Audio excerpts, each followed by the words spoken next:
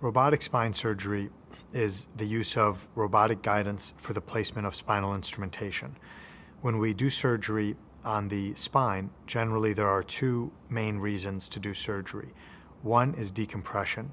If the nerve roots or the spinal cord is compressed, we decompress the nerves or the spinal cord.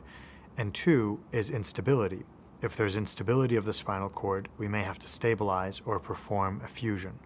Our hope is that by bringing enabling technologies into the operating room, technologies like robotic surgery or navigation-guided surgery, that we can make surgery safer, faster, and more reproducible, and hopefully be able to benefit more patients. With robotic-assisted surgery, some people have the conception that the robot's doing the work and the surgeon may be off in a different location.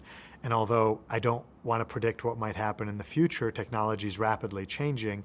Today, robotic-assisted surgery does still involve the surgeon right at the surgical table of the patient. So if you were a patient and you were looking into a surgery where a robotic-assisted spinal surgery is happening, you would still see the primary surgeon at the table, an assistant surgeon across the table from that primary surgeon, and the robotic arm next to the primary surgeon moving into the locations that the primary surgeon has identified for it to move into.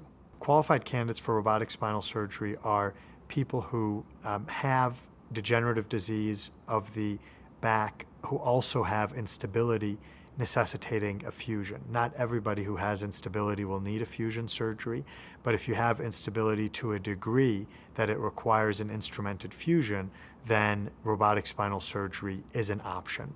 Currently, the widest uses of robotic spinal surgery are in the lumbar spine, but we are seeing increasing usage in the thoracic spine and even into the cervical spine. We have begun to use it for traumatic cases and also for oncologic cases or spinal tumor cases. So it does have utilizations in both trauma and in spine tumors as well. So in a typical procedure, we would begin prior to the surgery by having had either a CAT scan or by doing a CAT scan during surgery. After obtaining the CT scan, we decide on the length and size of our screws. All of that gets built into the robotic software. So when we go into surgery, the beginning part of it is to place a reference frame for the robotic arm. That's usually placed somewhere on the surgical table. And then after placing the reference frame, we make our incisions, and the robotic arm is guided to the areas where it has determined that screws should go based on the previously planned locations and trajectories. In general, our first set of patients were, for the most part, patients with degenerative spinal disease, meaning back pain resulting from arthritis. Broadly, they have done very well. We have noted, and we are following this cohort very closely, we have noted good accuracy of screw placement. We've noted decreased pain medication intake and faster recovery to leaving the hospital and going home.